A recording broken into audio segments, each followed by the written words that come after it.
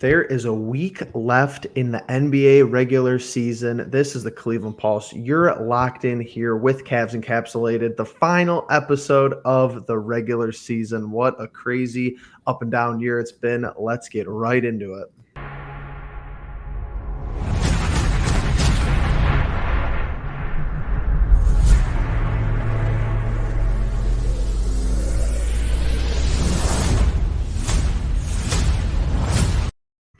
So we had an interesting week of basketball. I don't think there was too many surprises really. We get foul baited by Harden and Embiid the whole 76ers. Something that just was expected at that point. The final 2 minutes report says that the refs missed 2 foul calls against us, and JB Bickerstaff. That makes me feel better. Yeah. Oh, yeah. That's like, oh, are they going to give us anything? No, they're just going to be like, oh, here you go. Sorry. And on top of that, JB gets fined. Yeah, then they fine JB. So we're gonna when you start. speak facts, you get fined. Apparently, I swear it's bad.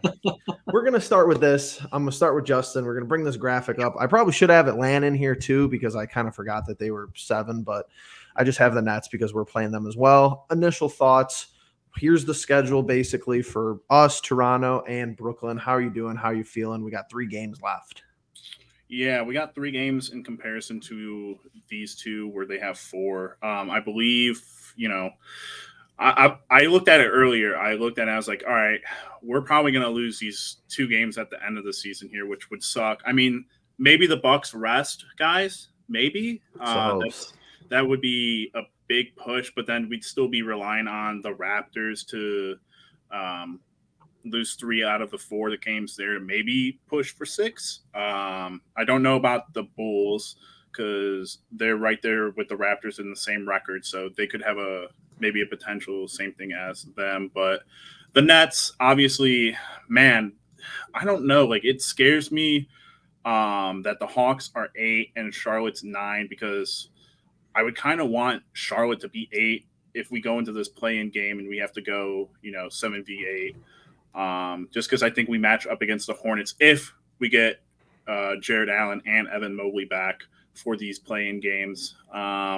It's honestly a scary thought to just like, we go and we look back all the way in the midseason where we were talking about, hey, are we going to stay the 4th, 3rd, whatever seeds we were at that time, and we've dropped all the way back into the play-in. Certainly, a fall from grace, but it was still, I think, a great season overall. And these last 3 games, I don't know, are going to be indicative of that. But, we'll close it out and we'll see where we are after them. Logan, same question over to you. 3 games left. It's taken me a few days, but I finally found solace in the fact that we're probably not going to get the 6th seed. So now the attention turns towards the 7th seed. I think – we've had a lot of goals this season. A lot of goals have been met. And I think as far as just record-wise goals, we've said, okay, let's be a top 4 seed like Justin was saying. Okay, it's cool. We're still 5-6. Let's just stay here in the playoffs. All right, we're hanging on. And I think 7th seed, you got to have 2 chances, 2 games at home to get in the playoffs. That's going to be massive for the Cavaliers. We're hoping the health comes back.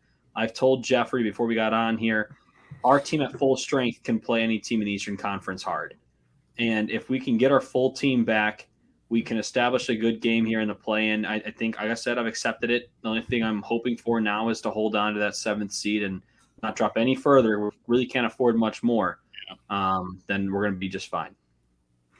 Yeah, I think it's interesting to talk play-in. I mean, I don't think it's what we expected maybe even a month ago, but here we are. We have to be flawless down the stretch to get a series, which seems pretty hard to do considering we're on the road tonight, which is against Orlando. So you hope that could be a win, but you're still on the road.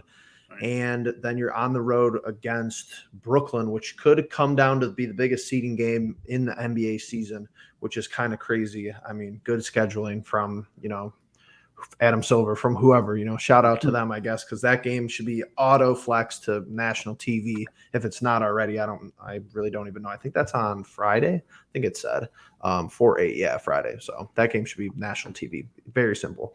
But let's talk, Justin. Who would you want to play if let's just assume we have a home game. Who would you want to play?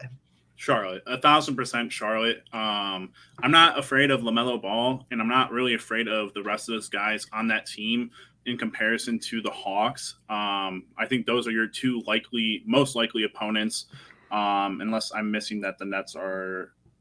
The Nets are right there too, but I would very much prefer to play the Hornets. I think as an overall, if we have, like Logan said, our guys back with Mobley and Jared Allen, I think the Hornets are the easiest team to take out here.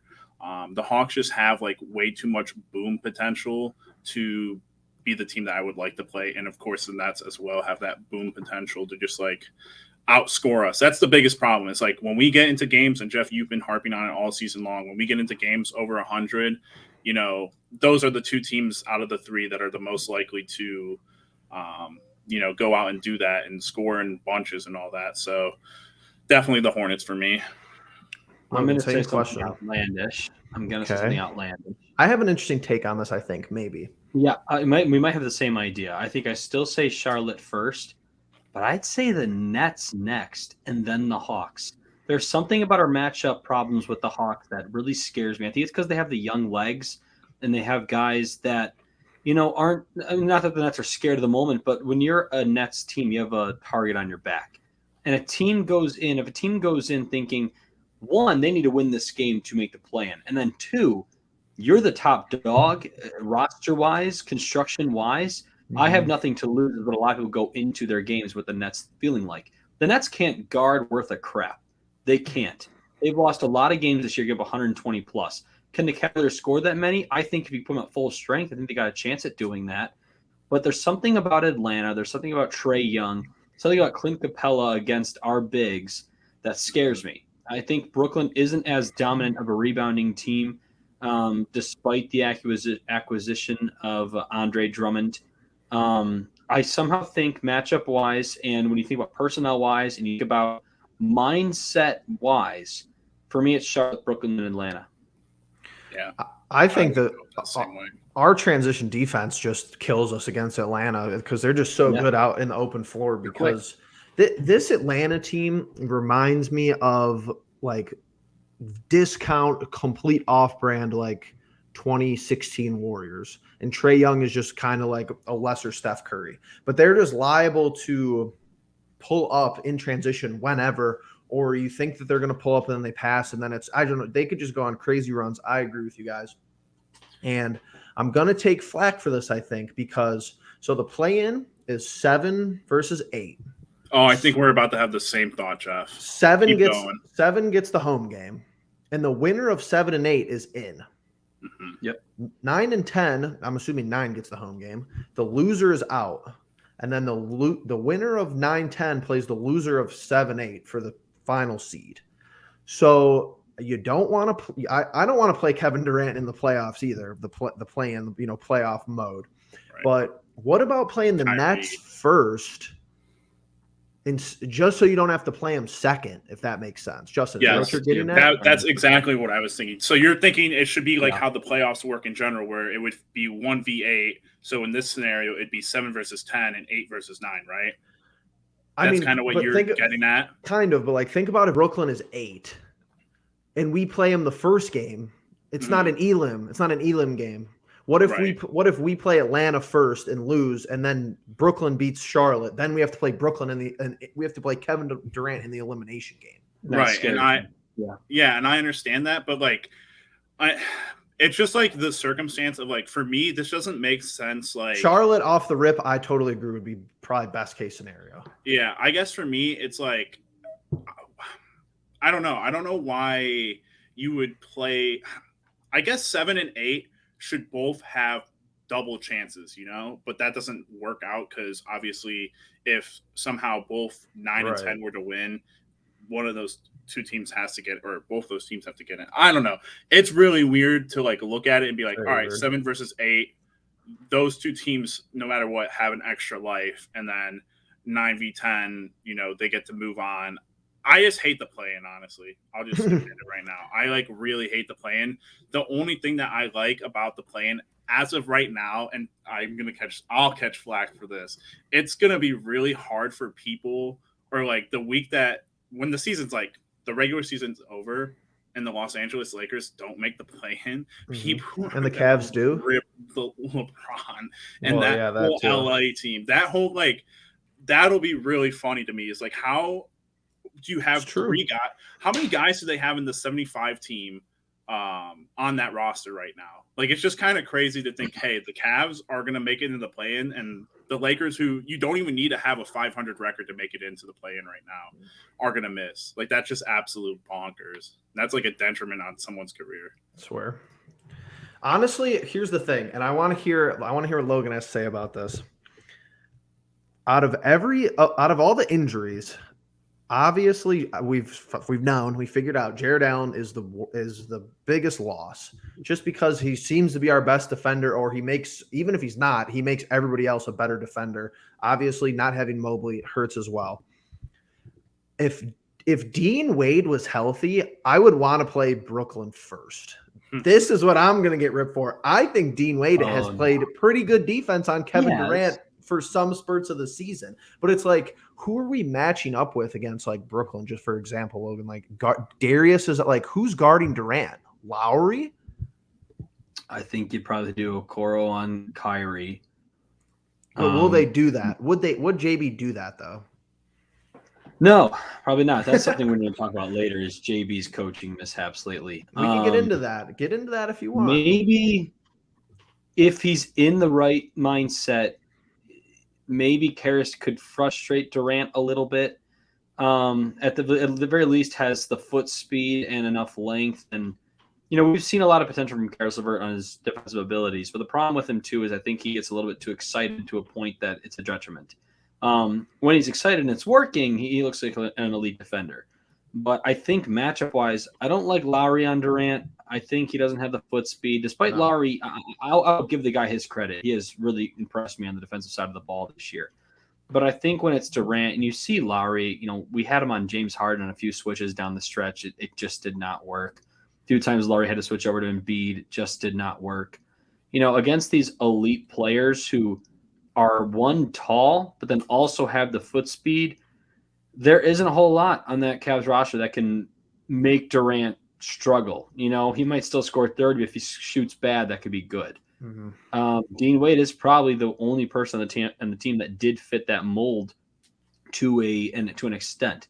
So I think Karis LeVert is probably your best bet in a matchup against Durant, and hoping that he has just one of those games.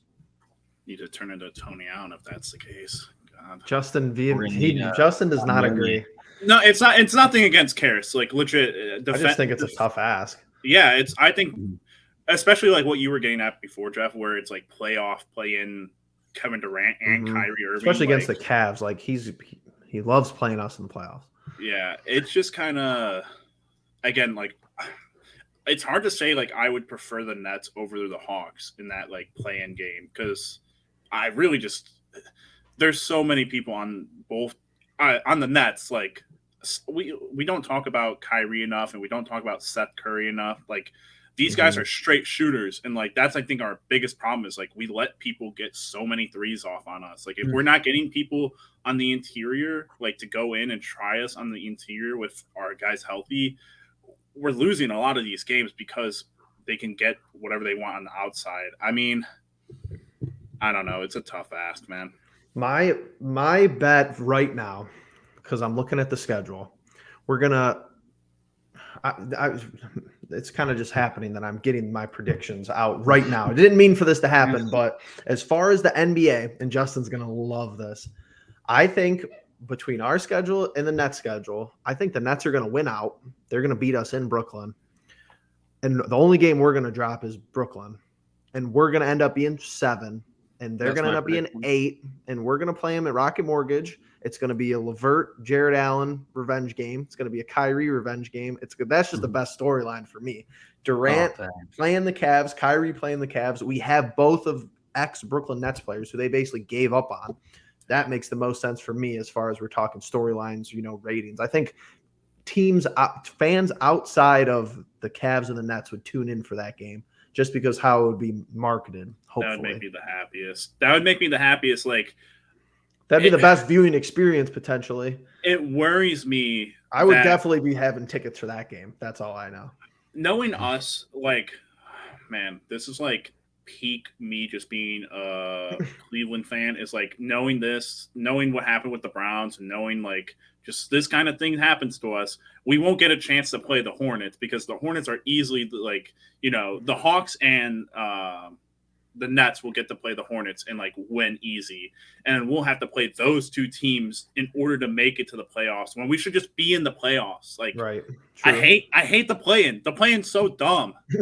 Especially if you're 7 or 8. If you're 9 or 10, you're like, oh, it's kind of cool. You're so pissed if you're 7. Hanging on. Yeah. Especially if you're 7. It's like, why isn't it just 8 and 9? Or why isn't it? I don't know. Whatever. Why More ratings. Why don't they give 8 the chance to lose twice? Like, why does 7 have to lose twice as well? I don't get it. LeBron doesn't like it either, but he was wishing he was in it. He's sailing it in. He's packed it in. But Logan, let's talk JB. I don't know where you want to go with it, so even better. But start it off for us. JB's frustrating me. We've sung his praises many a times. I still think he's a great coach. My issue is him not going back to what was working. Moses Brown has given mostly positive things to the Cavs. I think only thing you can really rip him for is last game. I think he doesn't have a lot of touch, right? Doesn't have a lot of touch. He needs an offseason with Doherty. He'll be all right. Give him an offseason. But as far as presence on the defensive side of the ball, as far as lob threat, pick and roll guy, the Cavaliers' mantra throughout the season, this guy will play like, what, if it's fair to say, 13 to 14 minutes in the first half. And JB like hates going to him. In the second half. I don't get it. And I know when you're in the closing time, you want your best scorers in a way out there, especially when you're playing a team like Philly. But they've got him Joel Embiid, who nobody could stop on the Cavaliers, and Moses Brown was nowhere to be seen. That makes no sense to me. Embiid played well in that first half, well enough, and then just dominated the third quarter and the fourth quarter. Most of those minutes, the Moses Brown was out. The other issue I have with JB is challenge a damn play. For the love of God, this is the tough one. I don't know, though. I feel like the challenge. All right, here's the thing, though, because this is another thing where I'm going to agree with Justin about the league. I think the challenge is stupid. I don't think it adds anything because between the 2 minutes. I agree, but it's there. I agree, but you got to understand with JB, like if there's 9 minutes left in the third quarter and he used the challenge, even if he wins it, it's like, okay, now what if there's a controversial play with like 3 minutes left before, 2 minutes or 2:30? And it's like, okay, how can you quantify? It's different in football because points mean just so much more in football. You could quantify challenging a play that might result in even a field goal, to the GM, to the owners, to the press after the game. Because like, okay, we're trying to prevent them from scoring 3 points. If we're trying to prevent them, a basketball team, from scoring 3 points in the third quarter, you could be crawled either way from, I get what you're saying, Logan. I do, but it's like, that's just, the league has put coaches in a tough situation there. You don't even get the challenge back if you win. No, that's what I'm saying. You should just get either 1.5 or you should get it back if you win. Here's the problem. There's a reason why they don't want to give it back to you if you win it, because people would just do it in the first, second, and third quarters and like do it very consistently because the way the league is they don't want to give it back to teams because they know that the refs would just look even worse because the refs would be getting challenged twice. They're terrible. They're all bad. I think the amount of like talk JB does after a game about officiating and stuff, he'd probably use it like 5 times if he got multiple or if he won them back, Well, that's kind of my next point. Hold on, is there a rule that you can't use a challenge in the final 2 minutes of a game? I'm assuming something like that. I think that's official initiated in the last 2 minutes. Anyway, the one they review a lot. We're we up like 61-54. They threw the ball out of bounds, and off it they hit 3 points. And I know you say, okay, that was in the third quarter, Logan, like whatever, but the momentum was in our favor, and it was right before Philly's about to go on that run. They don't get those 3 points, we get on the score. They probably call a timeout, and suddenly we're in control. But because they hit those 3 points, it's a 4-point game. They have the momentum. They have the personnel to then start making that run. And to me, when it's plain as day on a screen that is your ball 100%, if it is that obvious, I get holding your challenge if you're like, the refs might not overturn that. This was clear as day, ball thrown out of bounds. Throw your freaking green thing on. That pisses me off to no end because they hit the three, momentum's on their side, and just like that, the whole game is just a struggle, back and forth, teeter-totter, versus the Cavaliers who were in control that whole first half for the most part. I feel like that was the play that teetered it. And I think as a coach, you have to feel the game, feel the situation, understand which way momentum is turning and what you're doing right, what you're doing wrong. And this is a play that is your freaking basketball. You didn't get it. They score 3 points. And I think that's another thing too, like a play like that, where if I'm JB and like this is where I just think the NBA and the NFL are so interesting to look at, because what they really should do is give coaches two. If you really want to fix it real quick, I'm going to pitch to the NBA. Adam Silver tunes in. I know he does. He follows us on Twitter. No, he doesn't. But give teams a minor and a major and just divide the rules into what is a minor challenge and what is a major challenge. A ball going out of possession, the ball going out of bounds should be a minor challenge when JB looks up and sees that the ball rolls out of bounds on, off the 76ers. I feel like he looks up, sees the instant replay, which doesn't really happen sometimes in NFL stadiums. NBA stadiums are more compact. You literally look up, the replay guy's got it right there, and it's tougher to call NFL things like from the naked eye due to how far the referees are away, a whole bunch of different factors. But it's like JB looks up, knows they botched it, and he's like, okay, you guys can't even get like an out of bounds call right. Why would I even challenge, especially in the third quarter? So good discussion, I think, for sure. I think Adam Silver is going to look at that. Adam Silver does a lot, so let's hope that he figures that out. Or just don't have one. Just literally take it away from teams. Either make it make sense or take it away from teams. I don't like how you have to basically hold it to see if the ref is going to make a worse call later in the game when you might need it more. It's very weird. But beyond challenges, the main thing JB has to figure out is when to pull a lineup and when to put in a lineup, because I think the Cavaliers are better when we are moving guys around outside of our top guys. But it seems like he always leaves them in a play too long or two plays too long or calls the timeout a play too late or two plays too late. If he's got to game manage a little bit better, and this is, again, JB, a fantastic season to give him a tough. I have given him the most credit of anybody else over Kobe Altman, everybody else. I've said it throughout this podcast, throughout this year. I give JB the most credit working with what he's got. But with these injuries, especially with these injuries, this is when you should get a little more cute, honestly, as a coach. And you should start mixing up those lineups a little bit. Give different looks, because no matter what, whatever five we put out there is not going to be as good as what we could or should have. So you got to mix it up. That's my opinion.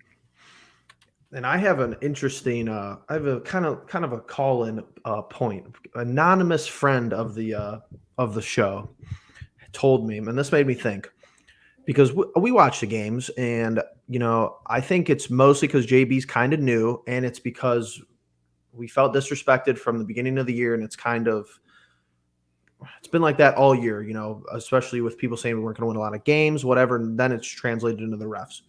But no other coach in the league complains to the refs like JB. I've been trying to find technical fouls. He's got to lead the league in technical fouls for head coaches and fine totals. I would assume he leads the league in both. I don't know. There's not really good resource to figure it out. But I think he's kind of developed this reputation through almost 82 games where the refs don't give us calls because they know already they're going to have to hear it from JB. Maybe that's just me. Maybe that's just my observation. Could be looking, way too deep into it. But somebody brought that up to me that he kind of rides the refs like from the get-go anyway. So it's like, why would we give this guy calls? But I wish I could find out how many texts he had. That would be interesting. I think going back to Logan's point about like the rotation. I think Justin didn't agree with me, and he was just waiting to say something. I just like that's been Justin's point though, is getting more people involved to some extent. Yeah, the problem with the like rotations is like when Jared Allen and Evan Mobley both went down. I think before like the signing of Moses Brown, I think like the consensus thought was Ed Davis was going to be the starter. He had done it before, and then they brought in Moses Brown, and then it's like, all right, well, now you got to find out a dude who hasn't played for you for more than 10 games, what he can do and what he can't do. And you've also got to mix in guys coming back like Rondo and, Levert at a point, Markkanen coming back at a point, Chetty, who I don't know if he's hurt or if he's in the doghouse or what's going on with him. But no idea. The scariest thing about all of this is when we get Mobley and we get Allen back, how is the lineup going to change starting wise? And then because Karis LeVert's done great in the starting lineup, I'll give Logan that. Like Karis has done great in these games, and now we got to know, like, all right, it's an easy decision for me. I mean, you guys know about me, who I think starting 5 should be, and that's fine. But like, my thing is like, all right, well, who's like coming off the bench? Like, how many minutes are guys going to get, and what lineups are you going to go with? I mean, if realistically the lineup goes to Garland, LeVert, Markkanen, Mobley, Allen, then you got guys like Okoro, Stevens, Love, Osman. And Osman's like, I say he was there because in the beginning and mid of the season, he was probably the second guy off the bench the majority of the time. Yep. Rondo, and now Moses Brown. Like, there's a lot of guys and there's a lot of potential lineups, but like, would it be beneficial for these guys to come back early and just try to figure lineups out now? Like, I don't want to rush guys, but at the same point, like, if they're going to come back anyways, they might as well come back now, like in the last 3 games, and try to help JB out a little bit and figure out some lineups, because it's going to be tough if we're doing that on the fly in a play-in game. Honestly, go ahead, Logan. Yeah. First of all, I just want to say, and Jeffrey, I'm going to let you make the point. No, you're good. Just in listing off those 6 bench pieces and knowing we still have Colin Sexton and Dean Wade, that's kind of wild. Like, that's an interesting offseason. But back to Justin's question, Jeffrey, please take this. No, I totally agree. Our offseason content is going to be a fire. Cap space is already getting done. There's club options. There's qualifying offers. I'm doing all the research, and there's less players in the NFL. So it's actually interesting to me. When I got to look at everybody on the Browns roster, I get a headache, especially because it's, been moving. But this is the game tonight where, Logan, I think you were bringing it up with when it comes to maybe some experimentation. I know you don't want to maybe go into that as far as, this is kind of a must-win game, but it's like, if Orlando is sitting people tonight, like, let's just switch something up. What's really bothered me about JB that you brought up, Logan, is that he gets away from Moses Brown when I feel like Moses Brown is kind of what we need right now with our current injuries. And then Rondo's out for 3 weeks, and the dude just loves playing him. I don't know what it is with Rondo. Like, I respect the guy. I think he's a Hall of Famer. I wouldn't be surprised if he's one of the smartest players to ever dribble a basketball, but it's like, we've never even seen this with people who come back from injuries, like, just who weren't him. Like, we usually see, like, oh, he's going to play maybe like 10 minutes tonight, 15 minutes, he just immediately throws him right back in. He just puts him right in. And it's like, I'm sorry, Jeff. I didn't mean to cut you off. You're good. Doc Rivers just give him like huge praise, like being one of the smartest players he's ever had. Yeah. I mean, obviously big. I mean, that could be like praise. A huge thing where he's like, where JB's like, he's not losing it, but like he needs a little bit of help with this team. And, Rondo. That's what I'm saying. But Logan, that's what I'm saying. You got 3 games left for him to get hurt. Just keep him. Just hold him. Yeah, like, you don't really need to. I'm just saying, dude. If he gets hurt again, his season's over. Like, he's hurt for 15 games and 30 minutes now. Yeah, we need you. Knock on wood. You need 16 games to win the finals. If he gets hurt, he ain't helping us. But like, all right, roast in the comments. Let's take Okoro out of the rotation tonight. Sorry, I don't. If you follow us on Twitter, you'd know. You should see the last 10 games between him and Lamar. Okoro, I hate to break it to people, is not going to make up for his lack of offense defensively in a play-in game. We haven't seen it. If you watch Dallas and you watch Atlanta back to back, I'm not even asking for the dude to be like Kawhi Leonard clamps, like 8-10 points. But like, can you hold Luka under 20? Can you hold Trae Young under 20? Can you hold him under 25? Like, that's really all I'm asking. He ain't holding KD under 25 in a play-in game. And what's he going to score? 10, 12 at best. Let's get Lamar a start, whatever. Mess around with Orlando tonight. I know I'm in the minority there, but that's just my 2 cents before we get to predictions. Anything.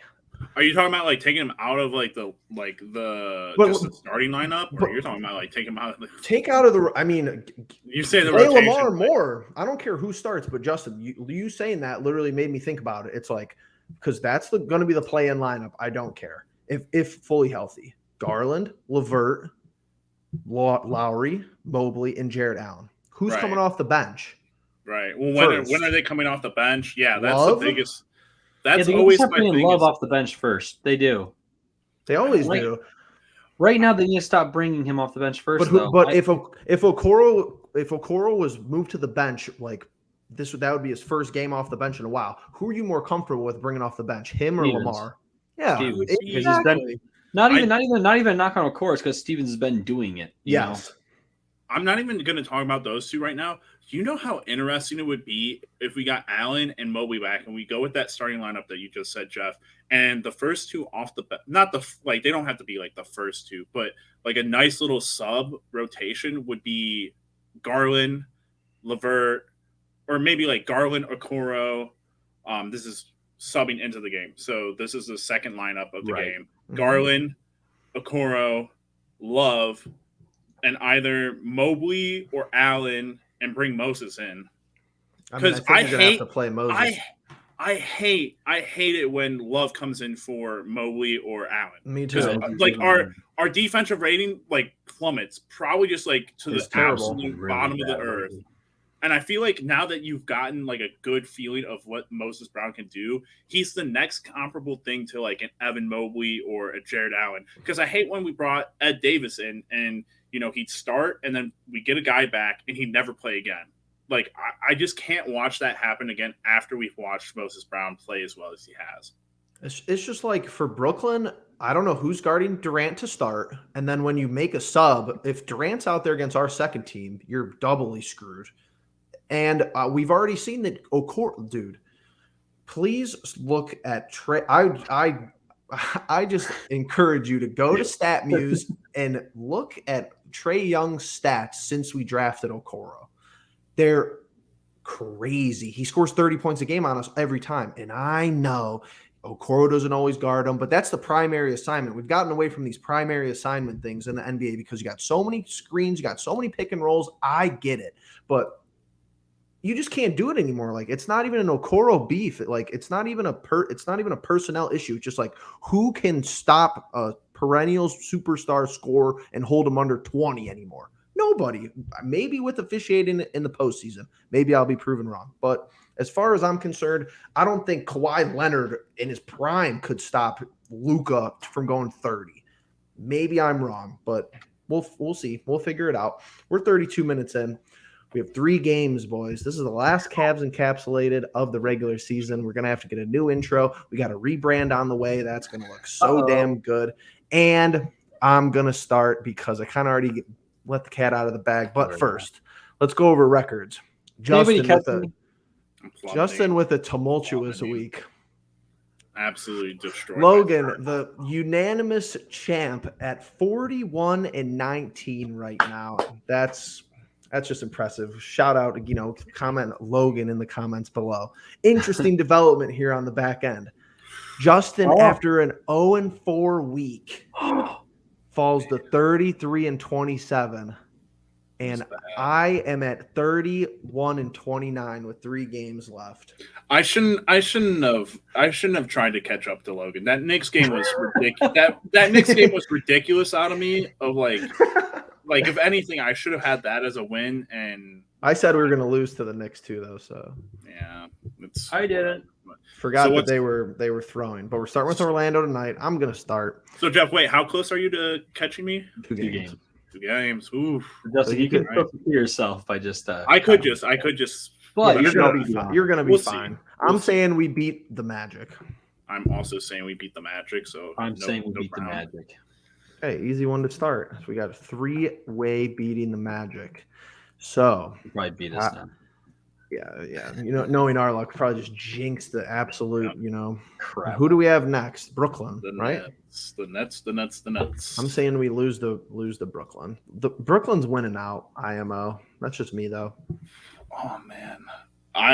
Hopefully Jeff doesn't, get his what's it called? You know, he talked about the Jared Allen and Karis LeVert revenge game. Hopefully that doesn't happen early, but I kind of want it to happen early.